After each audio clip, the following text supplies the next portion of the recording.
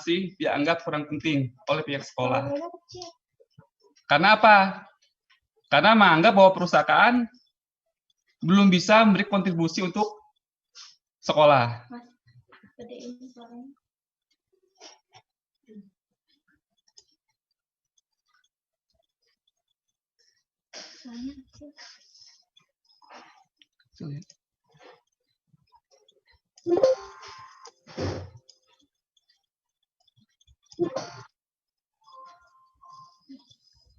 Oke, Bapak maaf ya, banyak gangguan. Mungkin ini bisa dibaca Bapak Ibu ya. Kita lanjut. Nah, Bapak Ibu, ketika Bapak Ibu menjadi kepala perpustakaan, itu Bapak Ibu pertama harus mencintai perpustakaan itu sendiri, Bu. Jadi Bapak Ibu harus punya rasa kepedulian kepada perpustakaan.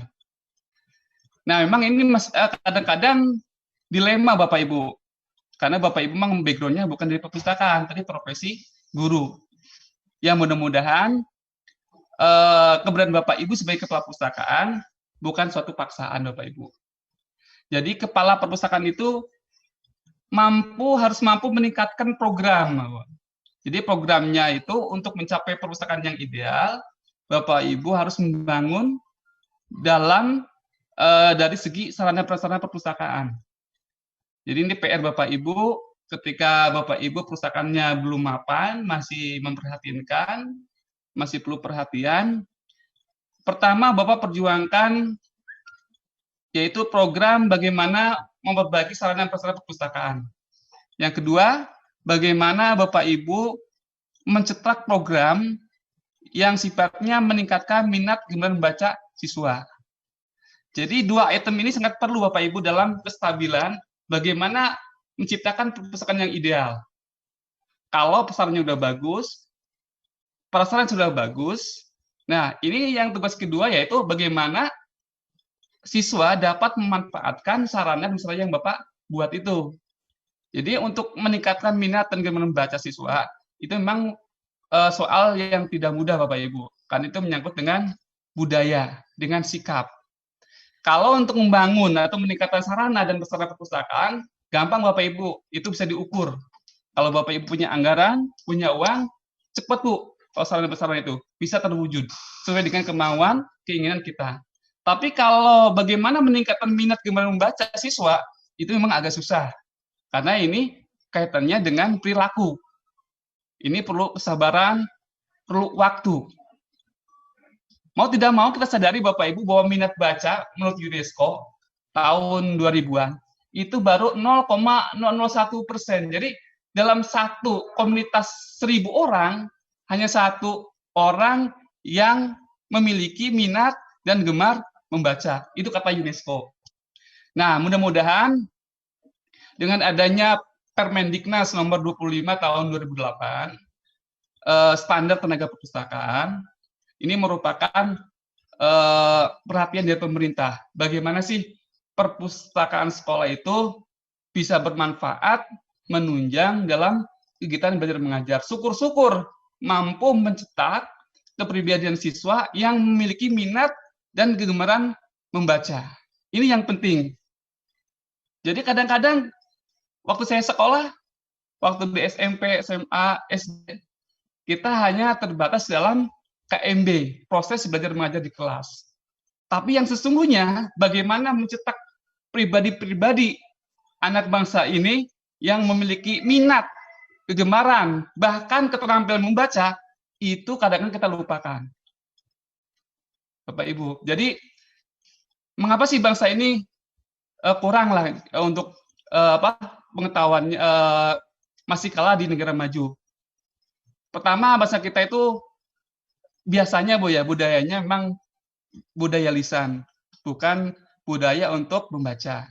Jadi dengan rendahnya minat dan gemar membaca itu berdampak pada pembangunan SDM bangsa ini Bapak Ibu.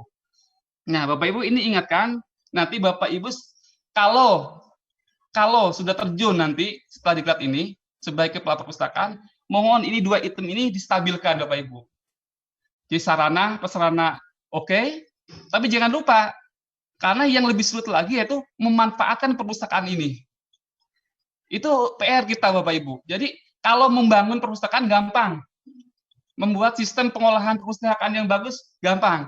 Tapi bagaimana memperdayakan perpustakaan itu bisa dimanfaatkan oleh civitas sekolah itu yang agak susah. Perlu strategi, perlu program, perlu kesabaran, perlu ketekunan dari Bapak Ibu semua. Oke, Bapak Ibu, lanjut. Contoh program, Bapak Ibu. Contoh program mungkin ini tawaran saja, Bapak Ibu. Nanti kalau Bapak Ibu sudah ke sekolah, sudah tidak diklat ini, mungkin contoh programnya bagaimana Bapak Ibu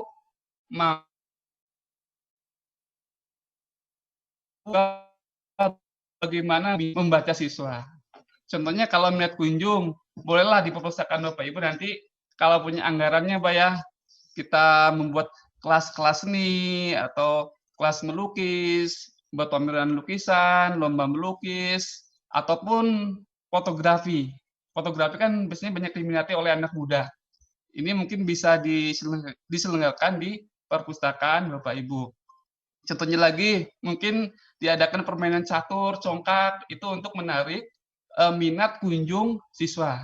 Ada juga pengalaman di sebuah sekolah Jakarta ada biliar, Bu. Itu juga salah satunya untuk bagaimana menarik siswa untuk kunjung ke perpustakaan. Jangan minat membaca dulu, yang penting datang dulu ke perpustakaan. Nanti setelah sering berkunjung, ya kita bagaimana membuat program yang sifatnya menarik minat membaca siswa. Contohnya, menarik minat membaca siswa. Mungkin ini berkaitan dengan bedah buku atau menerbitkan majalah sekolah. Apa yang diajarkan oleh Pak Ahmad Supriyadi waktu materi Ibu Iris itu ada majalah majalah.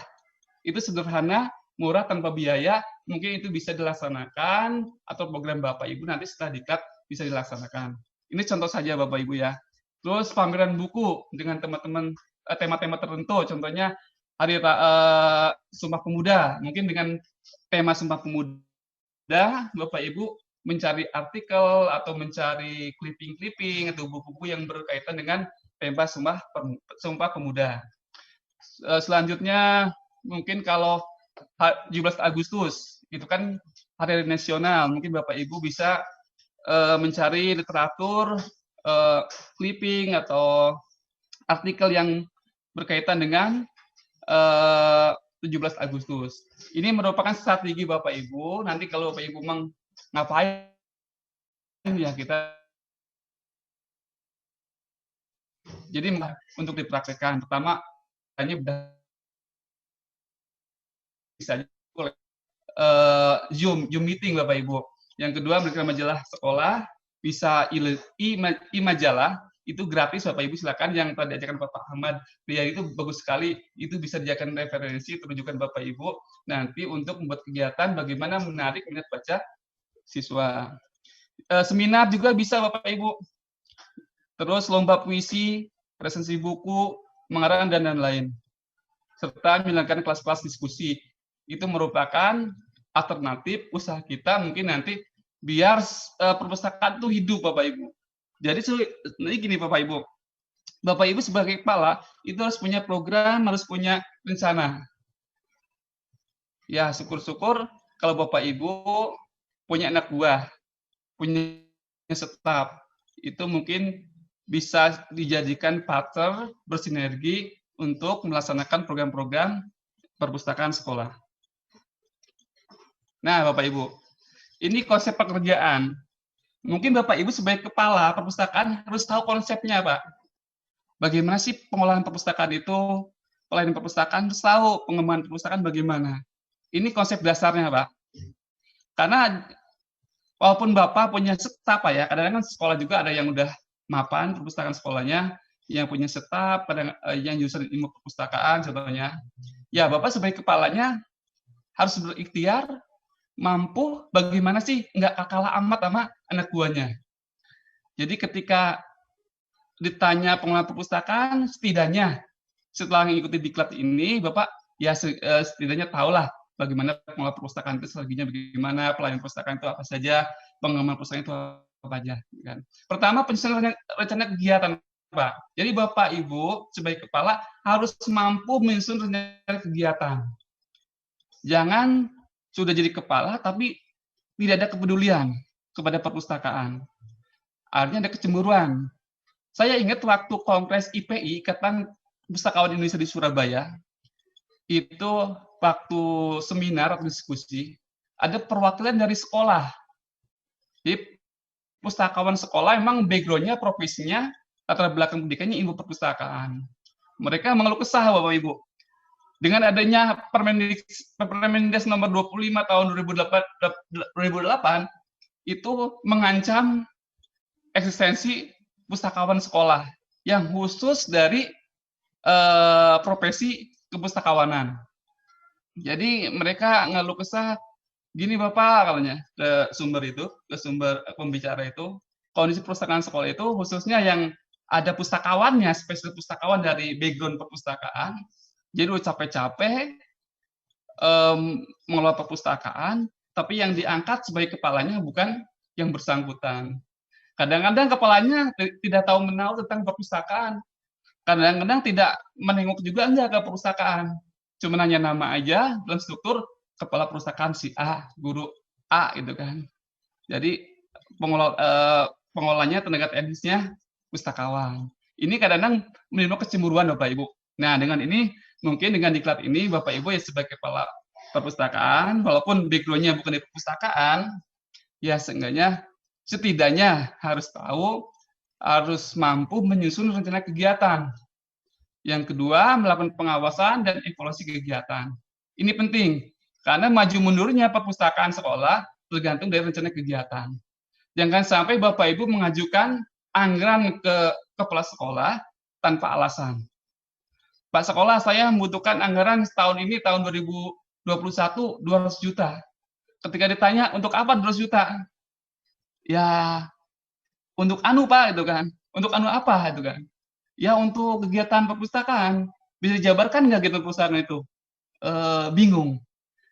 Tapi dengan Bapak tahu menyusunnya kegiatan, tahu alur kerja perpustakaan, mungkin Bapak Ibu bisa meyakinkan kepala sekolah bagaimana sih pentingnya kegiatan atau perpustakaan yang sesuai Bapak Ibu. Jadi mungkin kalau Bapak bisa menjabarkan meyakinkan kepala sekolah, mungkin ya mudah-mudahan bisa terkabulkan permohonan Bapak Ibu untuk anggaran itu Bapak Ibu. Yang kedua, pelayanan perpustakaan. Nah, pelayanan perpustakaan ini juga Bapak harus tahu. Dari pelayanan perpustakaan itu ada teknis, ada non-teknis. Contohnya apa yang teknis itu? Bagaimana Bapak Ibu, ya bukan Bapak Ibu langsung yang melakukan mungkin ya. Bapak Ibu tahulah bagaimana sih namanya struktur pembuatan katalogisasi. Bagaimana sih cara pembuatan struktur klasifikasi.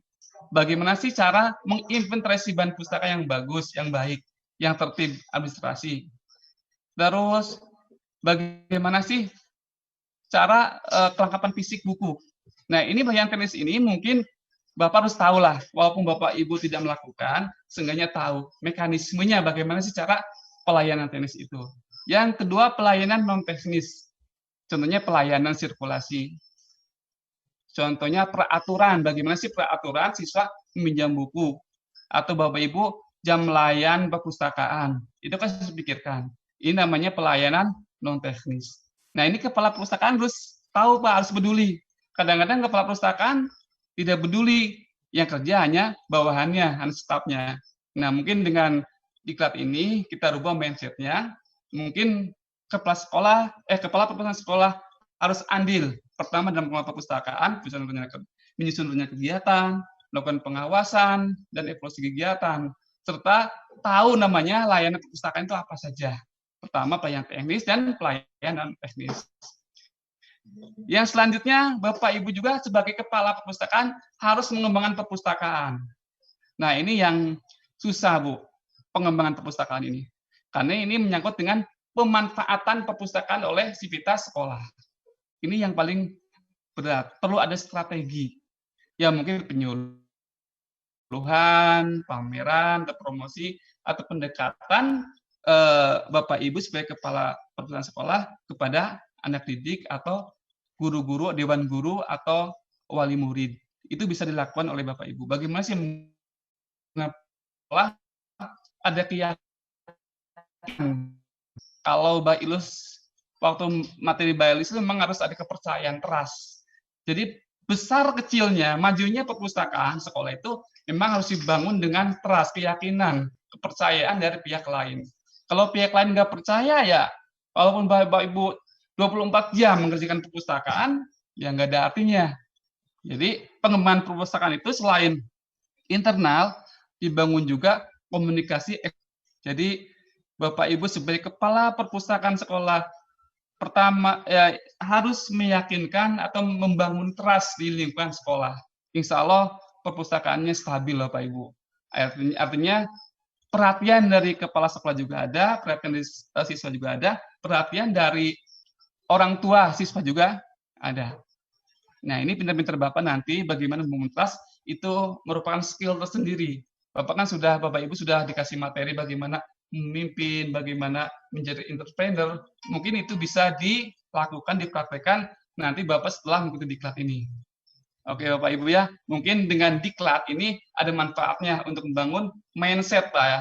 Karena mindsetnya kalau ke perpustakaan itu pertama kurang cinta sesungguhnya kepada perpustakaan itu. Mereka mau menjadi kepala perpustakaan sekolah karena ada sesuatu hal itu kan biasanya. Tapi itu mindsetnya kita rubah, kita bangun perpustakaan sekolah menjadi lebih baik. Mudah-mudahan menjadi amal baik Bapak Ibu di dunia dan akhirat Bapak Ibu ya. Selanjutnya, nah ini Bu, alur kerja perpustakaan. Pertama ada pengadaan, ada pengolahan, ada pelayanan dan perawatan. Nah fokus materi ini nanti Bapak Ibu saya ajak ke pertama ini yang merah Bapak Ibu, inventarisasi dan katalogisasi. Ini inventarisasi, klasifikasi, katalogasi, dan kelengkapan fisik. Kalau ada waktunya kita bahas 4 item ini. Ini sebenarnya inti dari perpustakaan ya ini Bapak Ibu. Bapak mampu menginventarisasi yang baik, mampu mengklasifikasi yang baik, mampu mengkatalogasi yang baik, terakhir kelengkapan fisik. Ini merupakan modal dari pengembangan perpustakaan. Contoh pengadaan, bagaimana Bapak Ibu tahu proses seleksi, bagaimana Bapak tahu proses pemesanan, investasi, dan penyiangan. Ini ada 4 item kalau pengadaan yang penting itu. Yang kedua pengolahan, bagaimana Bapak tahu mengklasifikasi, mengkatalogisasi, dan kelengkapan fisik. Ini harus dilakukan dalam tahap pengolahan. Yang selanjutnya pelayanan, itu ada pelayanan sirkulasi, referensi, dan bimbingan pemustaka. Jadi sirkulasi ini nanti larinya ke layanan bagaimana Bapak Ibu membuat peraturan peminjaman buku gimana, kalau telat dendanya berapa, itu bagian dari layanan sirkulasi. Terus layanan referensi dan bimbingan pemustaka. Ada perawatan Bapak Ibu, ada konservasi, bending, reprografi, tanpa pusat digital. Mungkin Bapak Ibu sudah paham ya, karena materi perawatan sudah diajarkan, sudah dikasih oleh Ibu saya lupa lagi. Ada pelayan juga mungkin sudah dikasihkan, pengolahan juga sudah dikasih nama Bu Lia sama Ibu Helen ya Bu ya. Pengadaan mungkin sudah dikasih sama Ibu Dian. Tapi saya sebagai, nah Bu, Bapak Ibu, ini pekerjaan, fokus materi. Kita fokusnya pertama investasi, klasifikasi, katalog, dan kelengkapan fisik. Ini fokus materi pada pagi hari ini. Oke, kita lanjut ke inventarisasi Bapak Ibu. Inventarisasi adalah kegiatan pencatatan setiap bahan pustaka yang diterima oleh perpustakaan ke dalam buku induk. Jadi Bapak Ibu harus punya buku induk sebagai media pencatatan masuknya bahan pustaka ke perpustakaan Bapak Ibu. Kegiatan inventarisasi dilakukan untuk memantau jumlah bahan pustaka yang diterima dan menjadi koleksi perpustakaan yang bersangkutan. Memang manfaatnya buku induk itu untuk memantau berapa sih perpustakaan yang dimiliki oleh suatu perpustakaan. Nah, Bapak Ibu, ini buku induk. Apa itu buku induk? Jadi buku induk itu alat inventarisasi atau pencatatan dari perpustakaan. Pencatatan setiap bahan pustaka yang masuk secara kronologis. Artinya Bapak Ibu bisa catat ketika buku itu masuk ke perpustakaan. Itu memang kronologis. Mungkin tanggal sekarang, tanggal 4, kita catat tanggal 4. Kalau bukunya masuk tanggal 4.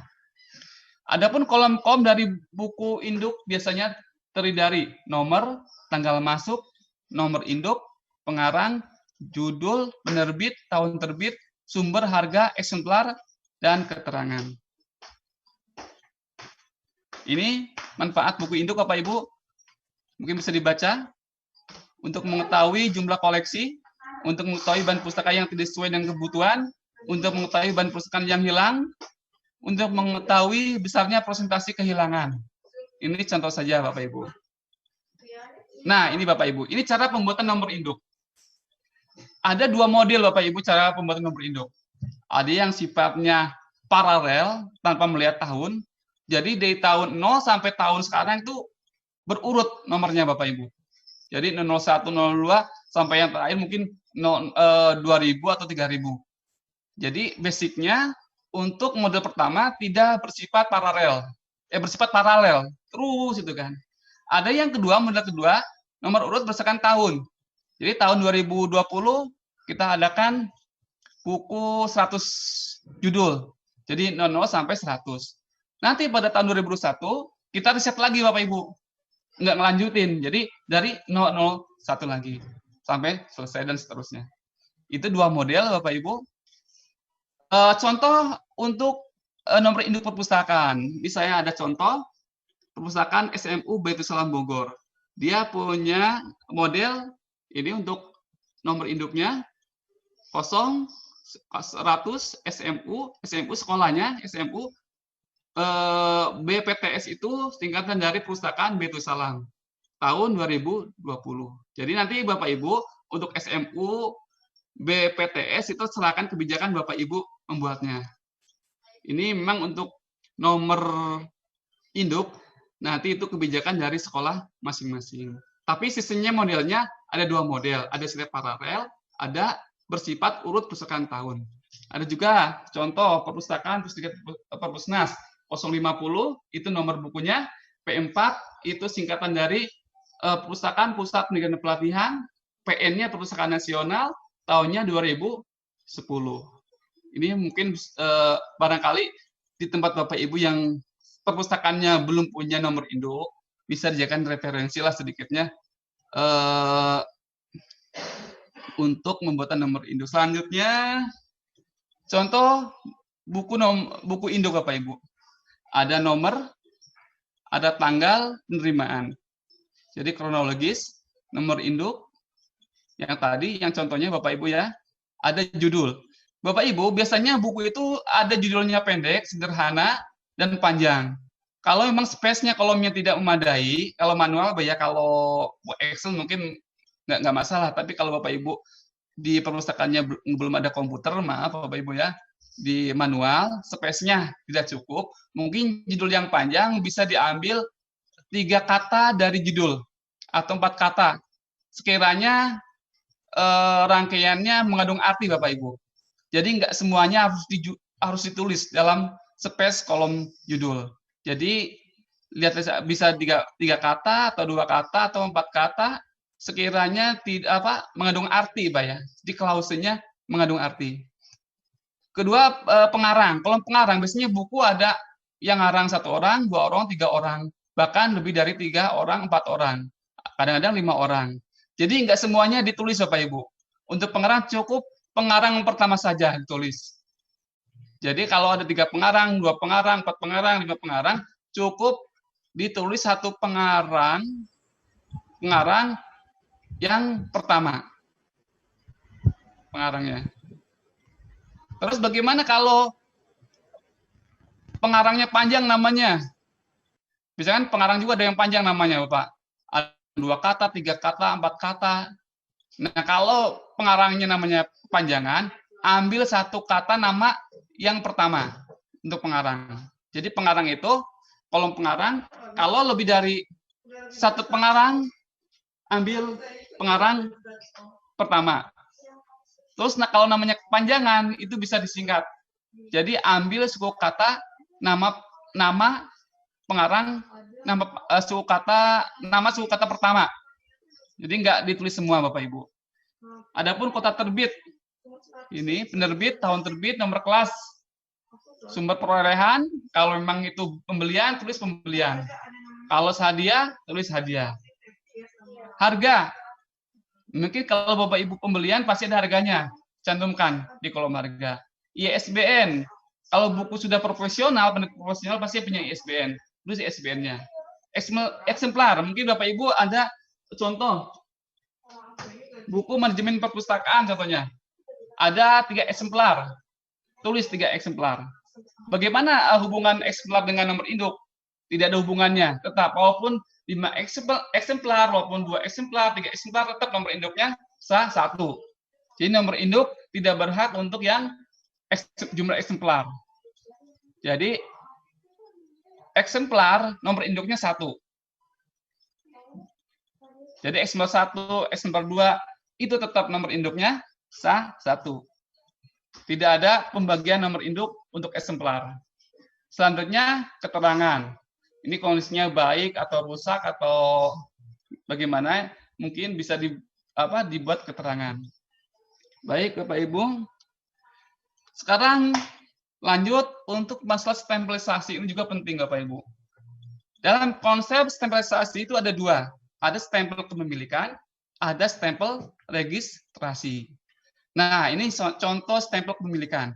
SMA Negeri 4 Perpustakaan Depok, Jawa Barat. Nah, ini contoh Bapak Ibu stempelnya.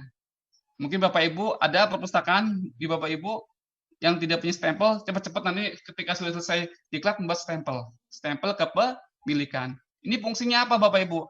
Ini untuk melegalisasi bahwa buku tersebut adalah milik Perpustakaan Negeri 4 Perpustakaan Depok, Jawa Barat. Ini pertama, stempel kepemilikan. Yang kedua, stempel registrasi. Jadi nanti Bapak Ibu ketika membuat nomor induk, nanti ditulis lagi di stempel, namanya stempel registrasi. Contoh, Perpustakaan SMA Negeri 4 Depok, Jawa Barat. Tanggal terimanya berapa, nomor induknya berapa, asalnya dari mana, hadiah atau pembelian. Nanti ditulis, distempel di buku, dan ditulis.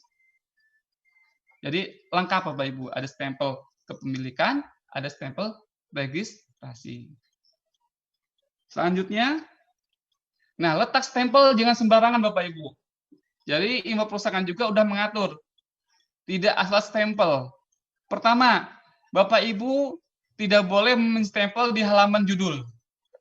Halaman judul contohnya ini Bapak Ibu. Nah, bukan cover, halaman judul. Setelah cover biasanya ada halaman lagi, itu namanya halaman judul. Biasanya memuat tulisan judul. Judul.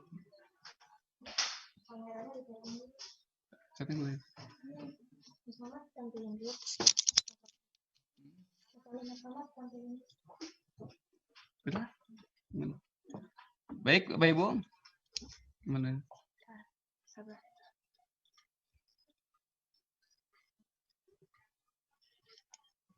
Nih, ini kan ya. Baik, Bapak Ibu. Ini share sendiri ya? Share mana? Bapak kelihatan nggak Bapak Ibu ini contoh buku? Ya, pertama untuk halaman judul, Bapak nanti menstempel jangan sembarangan Bapak Ibu. Ada, jangan di cover, tapi di halaman judul. Contohnya sistem informasi manajemen. Nah, Bapak nempel di halaman judul itu salah Pak. Itu kalau peraturan perpustakaan. Tapi yang benar adalah di halaman perso, di belakang lembaran halaman judul. Nanti Bapak Ibu stempel di space yang kosong. Jangan di atas tulisan yang informasi. Ibu. Jadi tidak boleh di halaman judul tapi di halaman perso. Di halaman perso Bapak nanti stempel untuk pemilikan dan stempel registrasi. Itu yang pertama. Stempel kedua, nanti Bapak Ibu cari space satu halaman, pertengahan halaman, stempel untuk kepemilikan. Contohnya halaman 19. stempel kepemilikan, jangan inventaris, Pak. Jadi cukup stempel kepemilikan. Yang terakhir nanti di halaman terakhir sekali, Bapak juga membuat satu lagi stempelnya, stempel kepemilikan. Jadi untuk stempel kepemilikan ada 3 stempel. Dan untuk registrasi ada 1 stempel. Nah, untuk stempelnya Bapak jangan sekali stempel di tulisan. Karena itu akan mengganggu pembaca dan mengurangi informasi yang dibutuhkan oleh pengguna buku itu sendiri. Nah, selanjutnya klasifikasi Bapak Ibu. Ketika Bapak Ibu sudah meregistrasi, menstempel, selanjutnya yaitu proses klasifikasi. Klasifikasi adalah proses pengelompokan pada entitas yang sama. Jadi Bapak Ibu kan di perpustakaan tidak mungkin bukunya 1, 2, 3 apa ya. Jadi banyak bukunya. Kalau banyak buku, biasanya kalau perpustakaan yang bagus itu banyak judul dan variasi subjeknya. Jadi tidak satu jenis. Jadi banyak variasi, banyak informasi. Itu idealnya perpustakaan. Idealnya koleksi perpustakaan.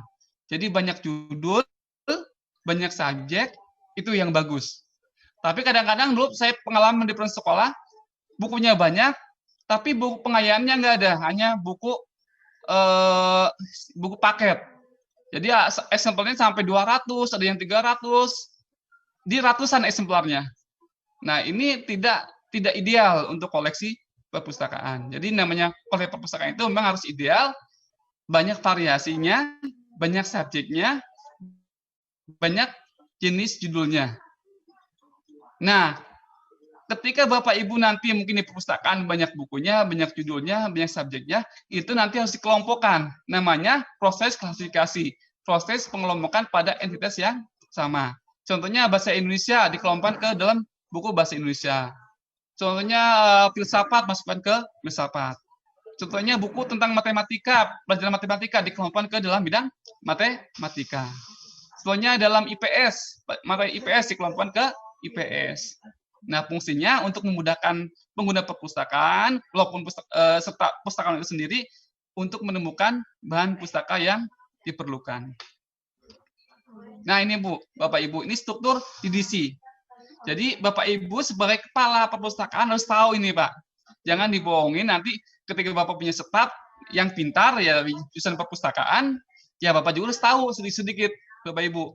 Di struktur DDC itu ini. Jadi untuk pengelasan di punggung buku ada angka-angka ini Bu strukturnya. Ada kelas utama, ada divisi, ada seksi. Contohnya kelas utama 00 itu untuk karya umum. Nanti yang umum-umum masukkan ke 00. 100 ini untuk filsafat. Ketika Bapak Ibu punya buku subjeknya tentang filsafat, mengetahui filsafat, yang sifatnya filsafat, masukkan ke kelas 100. Jadi dikelompokkan. Agama, ada agama Islam, Kristen, Buddha, Hindu, yang sifatnya buku tema-tema tentang masalah keagamaan masuk ke 200. Sosial 300 dan selanjutnya. Nah, dari kelas utama ini dipecah lagi Bapak Ibu. Contohnya dari 600 ilmu terapan teknologi itu dipecah lagi. 300 ini sosial, ilmu sosial dipecah lagi Bapak Ibu. Jadi 310 statistik. Ilmu politik 320, ilmu sosial 330, ilmu hukum 340, pendidikan 370. Ini merupakan pemecahan dari kelas utama. Jadi 00, 100 sampai 900, nanti per item 100 200 dipecah lagi. Contohnya ini ilmu sosial 300 dipecah lagi. Setelah divisi ada seksi lagi, Bu. Contohnya 370 pendidikan, ini dipecah lagi. Ada pendidikan, ada pendidikan sekolah, 371, 372 pendidikan dasar, 373 pendidikan lanjutan. Ini merupakan struktur dari DDC. Jadi persepuluhan, Bu, dibagi, lebih kecil. Mungkin Bapak Ibu, kalau untuk menguasai atau mahir dalam mengklasifikasi kan perlu waktu, Bapak Ibu. Nggak cukup sejam, 2 jam, karena di perluan tinggi juga untuk ya paham DDC, klasifikasi itu sampai 3 semester. Ya mungkin Bapak ini sebagai pengetahuan tambahan saja Bapak Ibu ya. Mungkin kalau Bapak Ibu bingung ya masukin kelas utama aja Pak. Kalau ini masuknya kemana kira-kira menyangkut dengan filsafat, masuknya filsafat. Kecuali Bapak Ibu udah profesional, memahami struktur dari DC, mungkin lebih terspesifik lagi. Silakan. Selanjutnya, ini Pak, ini indeks relatif Pak. Nanti Bapak Ibu ketika masih bingung untuk mengkelompokkan atau mengklasifikasi bahan pustaka, Bapak Ibu bisa dilihat dari indeks relatif. Ini fungsinya Pak, indeks relatif. Contohnya agama Buddha, agama suci, administrasi internasional 354, ada lihat 930. Ini merupakan fasilitas untuk memudahkan Bapak Ibu nanti di bukunya, di buku DDC, biar langsung menentukan nomor pengkelasnya. Jadi tidak ada proses Bapak Ibu ya. Ini hanya untuk memudahkan ketika Bapak bingung ini nomornya berapa ya buku ini. Ketika Bapak tahu subjeknya, oh ini bukunya tentang bahasa Indonesia itu kan.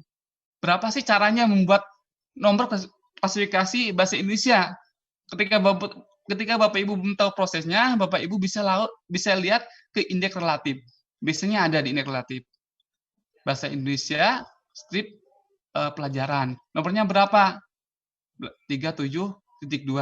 Ya itu cukup digunakan untuk pengklasian buku yang ada di perpustakaan Bapak Ibu semua. Selanjutnya, contoh Pak. Ini sejarah matematika. Nomor kelasnya 5109. Ini dari mana? Ini penggabungan dari matematika. Kalau di kelas utamanya 510, di bagannya 10, sejarahnya 09. Jadi ini penggabungan antara bagan dengan tabel pembantu. Ini filsafat pendidikan 370.1. Ini pendidikan sebagai utamanya, filsafat sebagai sub standar tabel pembantu. Jadi penggabungan antara bagan dengan tabel pembantu. Hasilnya 370.1. Tapi ini perlu profesional Bu ini Bu. Pekerjaan Bapak Ibu ini orang-orang profesional dalam bidang perpustakaan. Tapi untuk pengetahuan Bapak Ibu, untuk kepala perpustakaan sekolah ya sekedar tahu saja Bapak Ibu ya. Ini cara bagaimana mengkelas buku di perpustakaan. Nah, Bapak Ibu setelah buat klasifikasi, tahapan selanjutnya adalah katalog. Pembuatan katalog. Jadi katalog itu berfungsi sebagai alat bantu temu kembali informasi. Jadi kalau di perpustakaan banyak bukunya sampai ribuan, itu fungsi katalog sangat diperlukan karena memudahkan bagi pengguna perpustakaan untuk menemukan buku yang dicarinya atau yang dibutuhkan. Yang kedua, memudahkan untuk pustakawan. Ketika ditanya, Pak saya perlu buku yang berjudul manajemen perpustakaan. Mungkin bisa melalui katalog, pencarian katalog. Itu membantu untuk pustakawan sendiri dan para pemustaka dalam menemukan buku atau sumber informasi. Katalog adalah, Pak ini, katalog itu suatu media Bapak Ibu. Kalau tahun 90, 80, 70 itu masih populer dengan katalog kartu. Tapi untuk sekarang, era digital, cenderungnya ke OVAC, di katalog online Bapak Ibu. Jadi kalau persepsi tahun 90, 80, 70, itu katalog itu populernya kartu, berbentuk kartu. Jadi katalog itu media yang mengidentifikasi fisik buku. Jadi katalog itu tempat untuk mendeskripsikan bibliografi buku. Jadi bibliografi itu apa sih Pak? Bapak Ibu, bibliografi itu uraian yang menerangkan tentang fisik buku. Jadi namanya fisik buku itu ada judul, ada pengarang, ada penerbit, ada ISBN, ada halaman, ada bibliografinya, ada tinggi buku. Itu namanya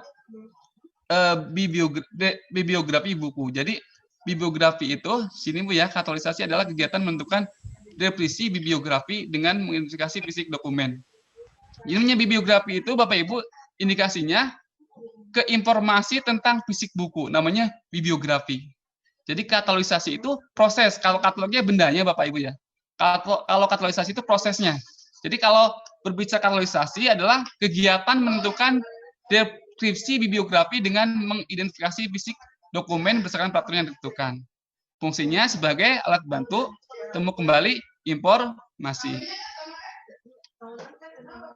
Kandungan informasi katalog Bapak Ibu.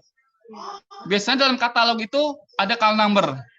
Call number itu isinya, informasinya, nomor kelas, klasifikasi, 3 huruf dari pengarang, dan 1 huruf dari judul. Selanjutnya data bibliografis.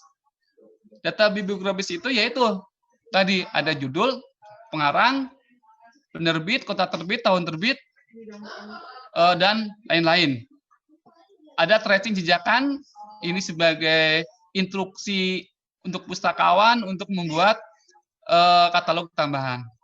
Ini kandungan informasi katalog, ada 3 item. Nah, contoh katalog, Bapak Ibu. Ini contoh katalog buku. Katalog buku. Nah, yang dilingkari warna hijau ini namanya call number. 639.1 pin I. Nanti Bapak Ibu, 639.1 ini merupakan entitas dari subjek akuarium. Ya, jadi subjeknya buku ikan hias air tawar yaitu 369.31. Pin 3 huruf dari pengarang, pinus pin. I 1 huruf dari judul ikan. Ini namanya call number. Jadi setiap katalog pasti memerlukan number. Ini bermanfaat sekali untuk pengguna perpustakaan untuk menelusur di mana sih letak buku itu. Ya, sini Pak, Bapak Ibu lihatnya.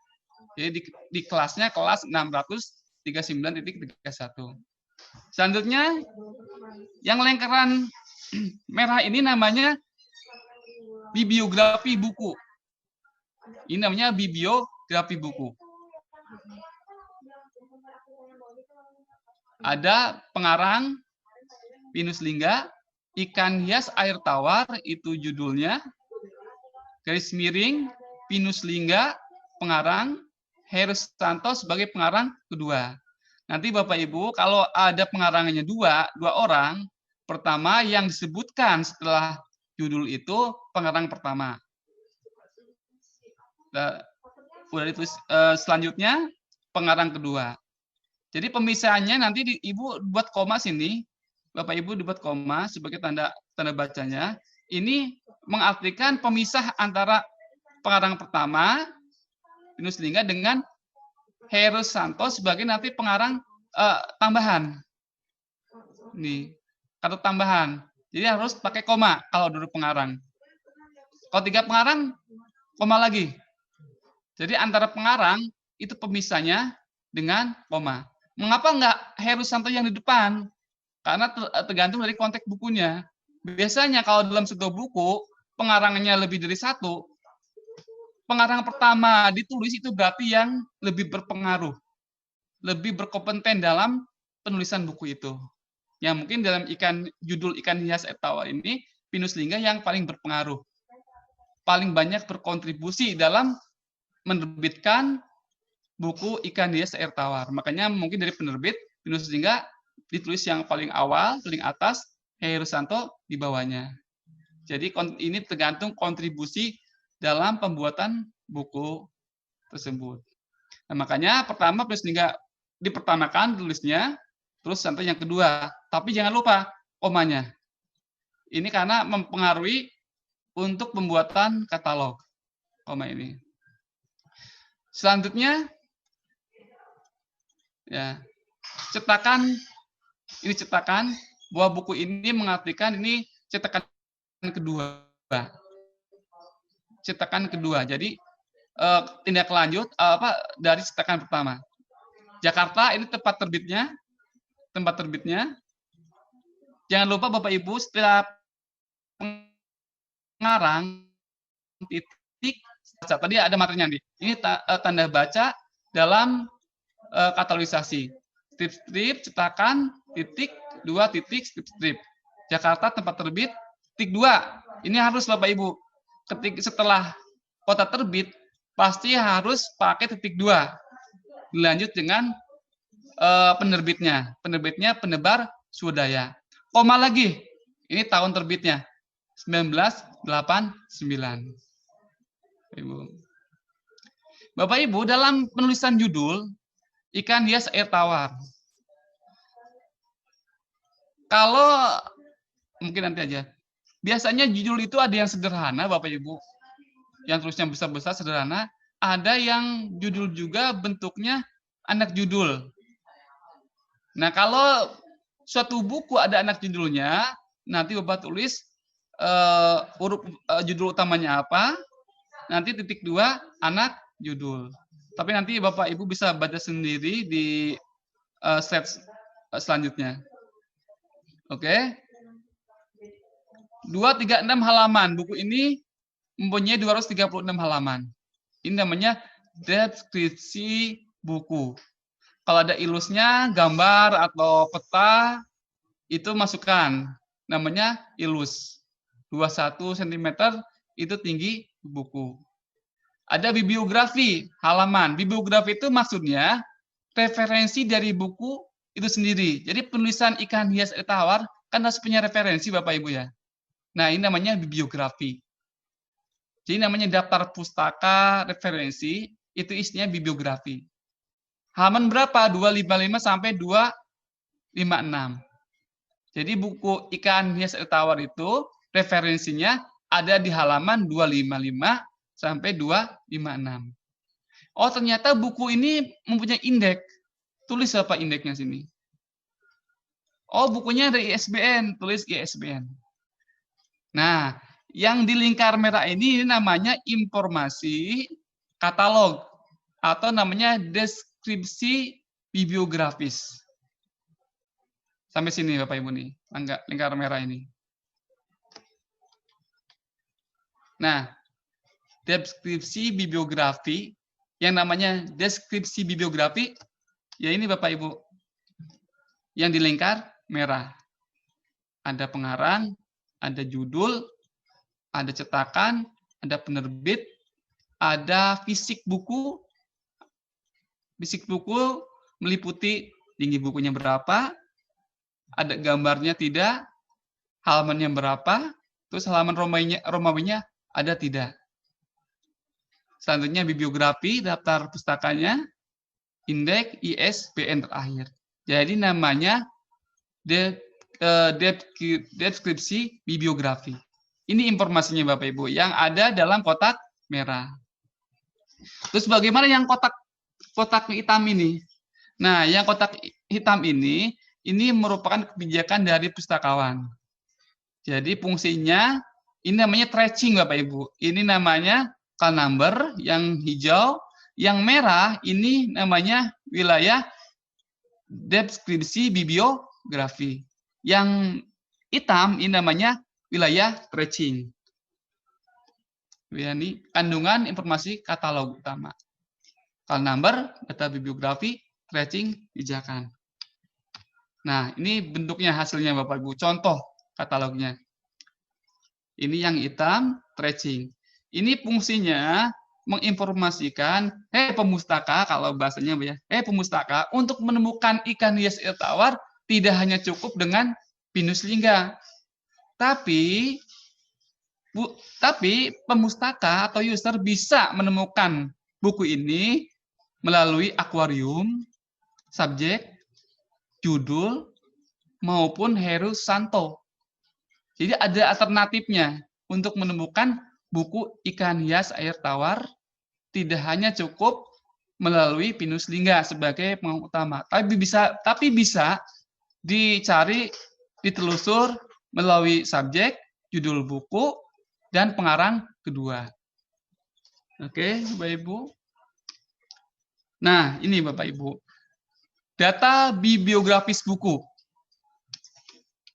Ini data bibliografis buku Bapak ya. Apa sih data bibliografis buku itu? Nah, data bibliografis untuk buku atau data bibliografis buku. Jadi untuk pembuatan katalog buku, menurut ISBD, Internal Standar Bibliografi, ini standarnya internasional Bapak Ibu. Jadi Bapak Ibu kalau membuat katalog, khususnya katalog buku, harus meliputi 7 daerah, 7 titik, 7 item. Pertama, judul, penanggung jawab atau pengarang. Kedua, daerah edisi. Ketiga, daerah penerbitan.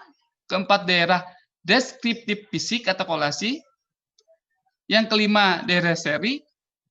Keenam, daerah catatan. Yang terakhir, ISBN. Nah, ini data bibliografis buku. Ini namanya katalog. Jadi namanya katalog mesti harus ini, Mbak. Tidak kurang, tidak lebih dari 7 wilayah. Tergantung konteks bukunya. Kalau di bukunya ada ya silakan disertakan di katalog. Kalau memang nggak ada informasi ya jangan mengada-ngada. Jadi Bapak Ibu nanti kalau membuat katalog harus diperhatikan data bibliografis ini. Pertama judulnya bagaimana, terus siapa penanggung jawabnya, edisinya berapa, siapa yang menerbitkan, terus fisiknya berapa, fisiknya bagaimana, dari catatannya ada apa tidak, ISBN-nya ada tidak. Ini harus Bapak Ibu teliti atau telaah. Nanti ketika Bapak Ibu mau membuat katalog buku. Bapak Ibu, ketika mengkatalog nanti ada variasi untuk judul buku. Jadi judul buku itu ada sifatnya biasa, ada sifatnya paralel, ada sifatnya anak judul. Bagaimana yang judul biasa? Itu gampang Bapak Ibu, bisa terlihat. Contohnya Kamus Besar Bahasa Indonesia. Itu tulisnya besar-besar. Ada terampil mendongeng contohnya. Ada lagi ilmu pendidikan. Biasanya tulisannya besar-besar hurufnya. Itu namanya judul biasa dan ditulis seperti apa adanya, seperti dalam buku. Tanpa disertai tanda baca, tidak. Jadi Kamus Besar Bahasa Indonesia, tulis Kamus Besar Bahasa Indonesia. Yang kedua ada judul yang paralel. Jadi Bapak Ibu kalau Bapak Ibu punya koleksi atau buku yang penerjemahan dari bahasa Arab atau bahasa Inggris, biasanya buku juga ada yang ribet Bapak Ibu. Ada ditulis bahasa Indonesia juga ditulis, bahasa asingnya juga ditulis. Biasanya buku-buku bahasa Arab atau buku-buku Timur Tengah yang hasil terjemahan Indonesia biasanya ada judulnya di Indonesia kan terjemahkan ya, terus judul aslinya tidak disertakan juga di judul buku. Jadi ada 2 bahasa dalam judul itu. Itu namanya judul paralel. Contohnya kamus singkatan dan akronim yang diperlukan di Indonesia. Ini di bukunya dituliskan kamus singkatan itu. Tapi di bawahnya ada bahasa Inggrisnya. Glossary of Abbreviation and Acronym Use Indonesia. Nah, bagaimana menulisnya? Pertama, tulis dulu yang bahasa Indonesianya, lengkap, terus ditambah dengan tanda baca sama dengan. Udah sama dengan, dilanjut dengan bahasa aslinya, yaitu Glossary of Abbreviation and Acronym Use Indonesia. Ini namanya judul paralel. Jadi kalau bahasa Arab ya, dengan bahasa Arab. Jadi 2 bahasa bahasa Indonesia ditulis, bahasa aslinya juga ditulis. Tapi jangan lupa dibubui tanda baca, yaitu sama dengan. Ini untuk pemisah antara bahasa Indonesianya dengan bahasa aslinya. Yang kedua, anak judul, Bapak Ibu. Biasanya anak judul itu ada induk judulnya, tulisnya besar, terus di bawahnya ada kecil sebagai pelengkap atau keterangan. Itu namanya anak judul. Contoh riset akhlak. Biasanya tulisnya gede, Bu, Bapak Ibu. Tapi di bawahnya ada surat ayah kepada anak. Jadi maksud penulis ini garis besarnya judulnya risalah akhlak, tapi dilihat dari sudut pandang surat ayah kepada anak. Nah, ini surat ayah kepada anak sebagai anak judul, risalah akhlak sebagai induk judulnya. Nah, kalau Bapak Ibu menemukan judul seperti ini, itu Bapak Ibu harus menggunakan titik 2. Tanda bacanya titik 2 sebagai pemisah antara judul utamanya dengan anak judulnya. Setelah lain katalogisasi. Intinya bukunya tentang masalah katalogisasi. Nah, ini utamanya. Induknya. Bahan ajar diklat pengelola perpustakaan itu sebagai keterangannya. Sebagai anaknya lah, Boy, anak dari induknya. Penegasan. Jadi katalogisasinya khusus untuk diklat pengenalan perpustakaan. Tapi intinya masalah katalogisasi. Nah, Bapak Ibu kalau menemukan judul seperti ini, Bapak Ibu jangan lupa titik 2 antara judul utama, induk judulnya dengan anak judulnya. Jadi Bapak sama anaknya harus dipisahkan dengan titik 2. Izin Pak Mamat. Ya, Izin, Pak. Pak Mamat. Ya. Berhubung sempitnya waktu, Oh, ini waktunya sudah melebihi 10 menit. sampai setengah 10, Mas Pur. Sampai setengah 10 ya? Iya. Oke, jadi sampai setengah 10 Pak Mamat kena cas nanti sama saya. Enggak kan waktunya itu kan sampai setengah 10. Oke, baik. Ya. Oke, kebetulan arahan Pak Bonan, subkoordinator saya, jadi menyampaikan sampai 45 menit dari jam 8. Tapi gitu. Setengah 10 saya fleksibel aja. Berarti udah ini. Oke, dilanjut aja. Dilanjut aja Pak Mamat. Kayaknya lagi cepetin ya. Bukan, kayaknya lagi seru banget. Santai aja. Ditinggal tadi udah berisik. Oke, siap. Oke, Pak Mamat silakan. Saya percepat. Tidak usah buru-buru. Ya Bapak Ibu ya, tidak usah buru-buru ya. Terima kasih. Baik Bapak Ibu, kita percepat saja. Pengarang Bapak Ibu. Pengarang juga tidak sembarangan Bapak Ibu. Ternyata dalam buku itu ada pengarang karya tunggal atau single, ada pengarang bersama, bisa 2 orang, bisa 3 orang, bahkan lebih dari 3 orang. Yang kedua ada pengarang dari badan korporasi, artinya buku atau dokumennya diterbitkan bukan bersifat perorangan, tapi diterbitkan oleh pihak badan korporasi, contohnya perkumpulan, perhimpunan, instansi pemerintah, lembaga, perusahaan, dan lain-lain. Ini bentuk pengarang Bapak Ibu. Ada pengarangnya single, ada lebih dari single atau 2 orang, 3 orang, bahkan lebih. Dan ada buku atau dokumen yang diterbitkan bukan oleh perorangan, tapi oleh badan korporasi. Jenis katalog mungkin bisa dibaca Bapak Ibu. Ini entry katalog. Entry katalog, ada katalog entry utama, ada tajuk entry tambahan. Ini untuk katalog Bapak Ibu. Mungkin kita lewat saja. Ini format katalog Bapak Ibu. Ada format katalog menggantung.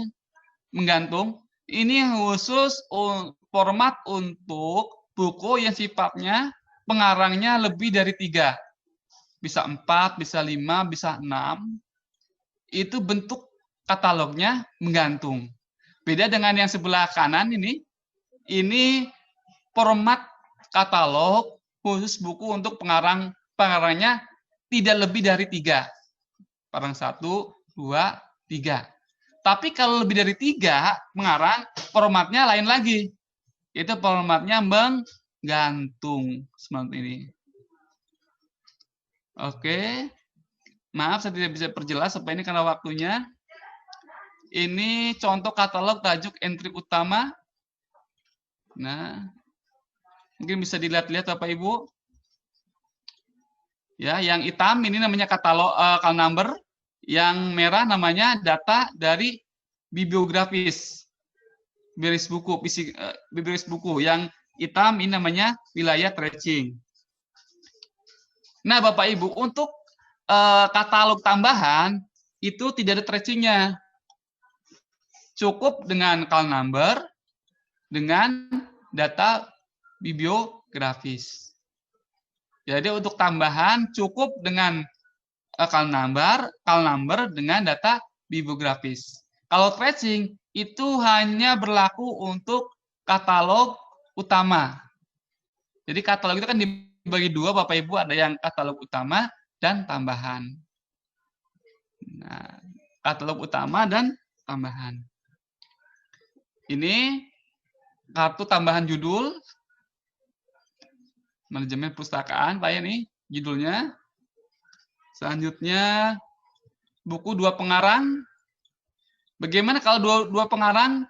Lihat Bapak Ibu, Wahyu Guru Botomo, koma Subando Agus. Ya, harus dibubui dengan koma. Nanti sebagai tracingnya Subando Agus disertakan di sini sebagai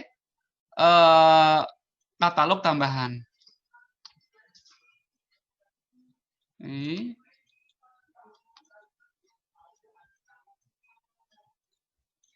Bagaimana kalau buku terjemahan Bapak Ibu? Contohnya, ini buku tentang relativitas karya Albert Einstein. Maaf Bapak Ibu, kalau menulis pengarang kalau sekarang untuk di Indonesia tidak dibalik lagi.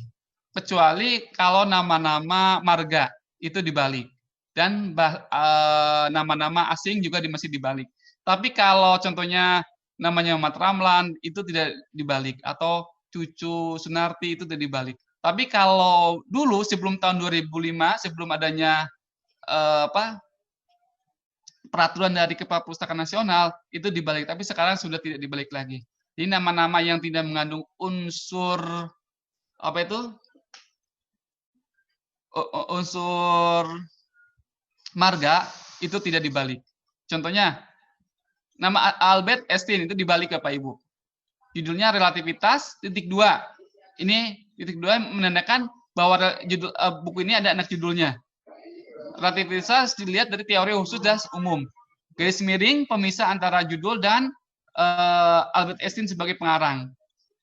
Nah, ini karena buku penerjemahan, ada penerjemahnya, yaitu Lik Wilarjo. Nah, ini harus pakai titik 2, Bapak Ibu, titik koma. Jadi ketika Bapak Ibu menulis judul aslinya, pengarang aslinya, nanti titik koma, ditulis penerjemah Lik Wilarjo.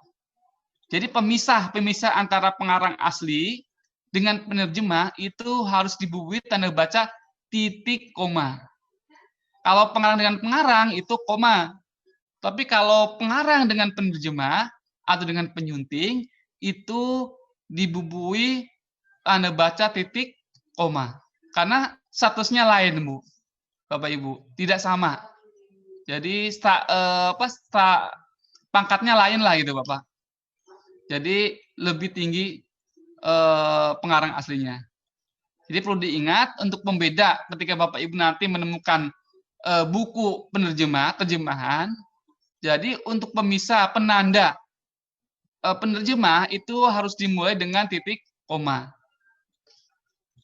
Begitu juga penyunting. Kalau ada buku penyunting, pakai titik koma. Ini lebih dari 3 pengarang, Bapak Ibu, formatnya menggantung pedoman teknis penjelidan bahan pustaka, garis miring tim penyusun Garjito, et al. Et al. Itu ini menunjukkan bahwa penulisan pedoman teknis penjelidan itu disusun oleh Pak Garjito, dan kawan-kawan, et al. Ini penulisnya lebih dari 3, mungkin 4 atau 5, atau 6, bahkan 6. Jadi ditulis untuk mesin pertamanya, nama yang pertamanya, ditulis Garjito, titik-titik, et al. Jangan lupa et al. Ini menandakan, menginstruksikan bahwa buku ini dibuat atau dikarang lebih dari 3 pengarang. Formatnya bagaimana? Ini menggantung, Bapak Ibu. Menggantung. Mungkin ini sudah dijelaskan sama Ibu Lia, Bapak Ibu ya. Saya cuma hanya mereview saja. Ini lanjut. Badan koperasi lanjut saja Bapak Ibu. Koperasi, ini kelengkapan fisik Bapak Ibu. Kelengkapan fisik. Setelah Bapak Ibu membuat nomor induk, terus membuat klasifikasi, katalogisasi, terakhir yaitu kelengkapan fisik buku. Kelengkapan fisik buku itu terdiri dari kartu buku, kantong buku, lembaran pengambilan buku, call number, dan barcode kalau sudah ada barcode-nya, kalau sudah terotomasi. Tapi kalau bukunya masih manual, nggak perlu barcode. Yang diperlukan adalah kartu buku, kantong buku, lembaran pengambilan, dan call number. Nah, Bapak Ibu, ini contoh-contoh lembaran pengembalian. Ini lembaran pengembalian. Ini biasanya nempel terus di dalam buku, Bapak Ibu nih. Sebagai pengingat kepada peminjam buku, mengingatkan, ini bukunya harus kembalikan tanggal segini loh, gitu kan. Jangan lupa. Pengingat kepada peminjam buku. Ada kartu buku. Ini biasanya kartunya disimpan di sirkulasi. Ketika buku itu dipinjam, kartu buku harus ditinggalkan di sirkulasi. Ini untuk pegangan petugas sirkulasi. Kalau ini untuk pegangan informasi, pegangan untuk peminjamnya, untuk pemustakanya. Jadi sama-sama mengetahui.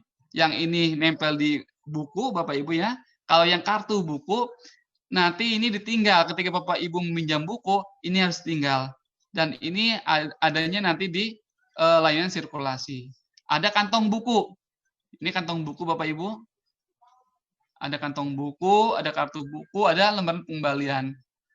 Ini harus dibuat juga Bapak Ibu ketika perusahaan Bapak Ibu belum terotomasi. Ini bisa dibaca. Kartu buku. Call number Bapak Ibu. Ini call number. Ini call number biasanya ditempel di punggung buku. 020.3 sud M. Sud itu 3 huruf dari pengarang. M judul. Nah, Bapak Ibu, ini call number yang bukunya lebih dari 1 eksemplar. Contohnya 5 eksemplar, 4 eksemplar, 3 eksemplar. Mesti harus pakai C. Nomor klasifikasi, huruf 3 huruf dari nama pengarang, 1 huruf dari judul. Jangan lupa kopinya atau eksemplarnya dituliskan di call number. Ini nanti tempel dalam buku. Selanjutnya ada R. R413 SADK. R itu menunjukkan bahwa call number ini sebagai call number referensi. Jadi koleksi referensi itu harus pakai R. Referensi.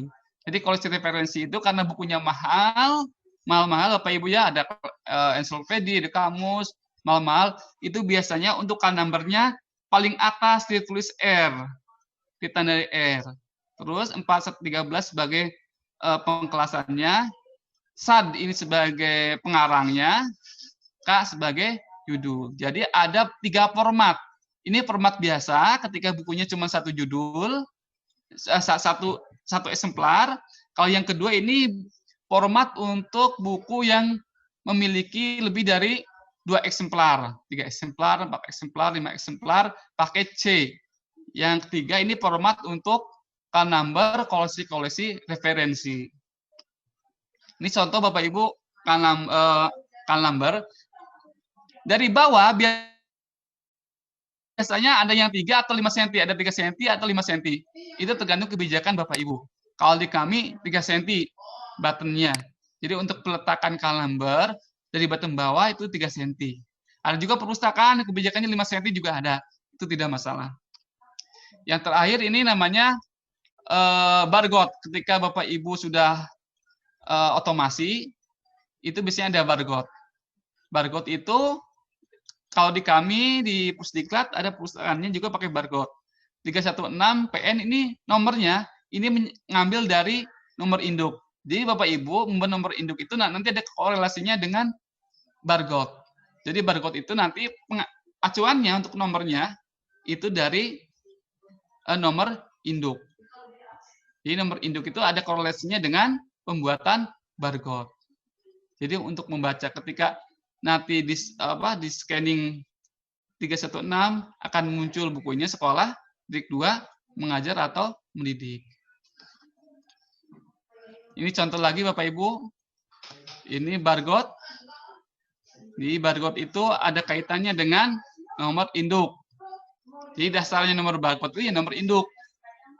Jadi pembuatan nomor induk bukan hanya digunakan sebagai pengisi buku induk, tapi sebagai pembuatan barcode. Contoh lagi, Ya, terakhir Bapak Ibu, terima kasih. Terima kasih Bapak Ibu, barangkali mungkin mudah-mudahan ada manfaatnya dari materi ini. Mungkin Mas Pur, halo? Halo? Aduh, halo?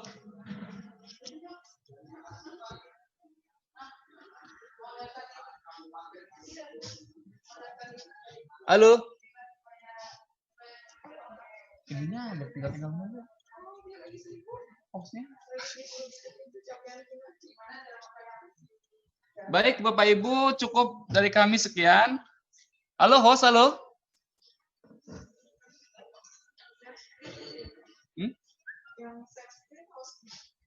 Beda. Baik, Bapak Ibu, terima kasih. Cukup sekian.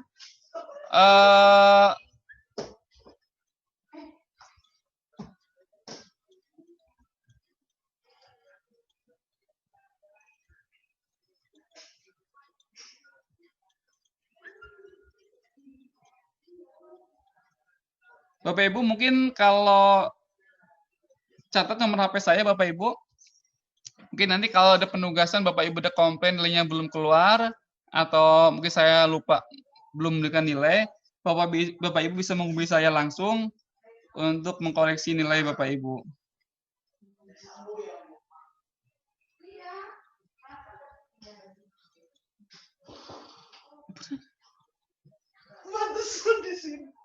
Tulis nomor HP saya Bapak Ibu. Udah selesai.